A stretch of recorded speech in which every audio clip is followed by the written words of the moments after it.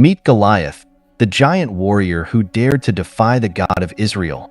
His intimidating stature and formidable strength made him the ultimate champion of the Philistines, but his arrogance and pride would ultimately lead to his downfall. But what made Goliath so confident in his own abilities? And what can we learn from his epic battle with the young David? Join us as we explore the fascinating story of Goliath and discover the valuable lessons that can be applied to our own lives. From the importance of humility and faith to the dangers of pride and self-reliance, Goliath's story is a powerful reminder of the power of God and the potential of the underdog. Subscribe to our channel for more thought-provoking videos on the Bible, and share this video with your friends and family to spark important conversations about faith, courage, and the power of the underdog. Let's dive into the captivating story of Goliath together. Israel encounters a number of enemies throughout the Old and New Testament, but the Philistines seem to dot the narrative far more than once. These descendants of Noah have some possible links to the Sea Peoples who wreaked havoc and war at the end of the Bronze Age, leading into a dark age for several nations in the Middle East and Mediterranean. Although a number of natural disasters may have lent a hand in causing such a dark age, due to a lack of archaeological records, the Philistines may as well have played a major role in causing the Dark Age. The Bible seems to place them in the Crete region. They appear to move inland toward Canaan. Known for their use of iron during a post-Bronze Age, they had advanced far more than their counterparts in terms of advanced weaponry, and they dominated in their battles against the Israelites until David stepped onto the scene. So, how tall was Goliath? One article from Telling Ministries suggests the Philistines might have hired Goliath as a mercenary for their army due to his giant size. 1 Samuel 1 verse 4 describes Goliath as a champion from Gath, whose height was 6 cubits and a span.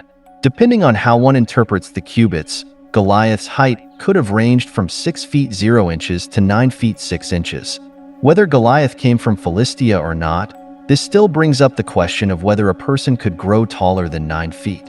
The tallest man in medical history stood at 8 feet 11 inches. Scholars have debated about the possibility of Goliath belonging to a race of people known as the Nephilim, Genesis 6 verses 1 to 4.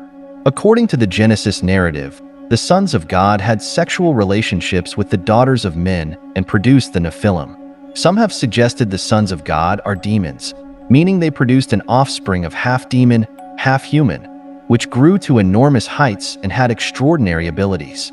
Of course, we have to exercise caution around this interpretation. Some have found this interpretation from an extra-biblical text known as the Book of Enoch.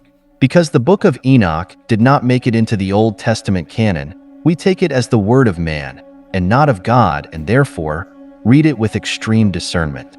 Another race of giants mentioned in the Bible was the Anakim, who may or may not have connections with the Nephilim. These giants met Israel at Jericho, and some scholars speculate that the Philistines came from the Anakim. We can also keep in mind the Old Testament is filled with people who lived significantly longer than those of us in the modern age.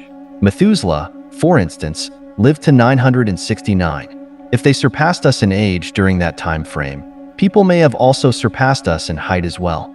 Whether Goliath received his giant height via supernatural or simply hereditary genes, he still seems to tower over all of Israel. But why does it matter if we know about Goliath's identity?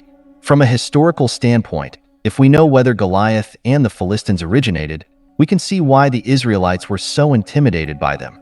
Except David, Goliath openly and repeatedly defied God and challenged ones of God's chosen people to fight him. When young David heard this, he asked the king of Israel if he could fight the giant himself.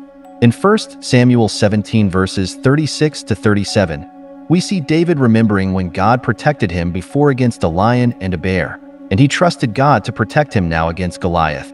He approached Goliath and said, "You come against me with sword and spear and javelin, but I come against you in the name of the Lord Almighty, the God of the armies of Israel, whom you have defied. This day the Lord will deliver you into my hands, and I'll strike you down and cut off your head. This very day I will give the carcasses of the Philistine army to the birds and the wild animals, and the whole world will know that there is a God in Israel. All those gathered here will know that it is not by sword or spear that the Lord saves.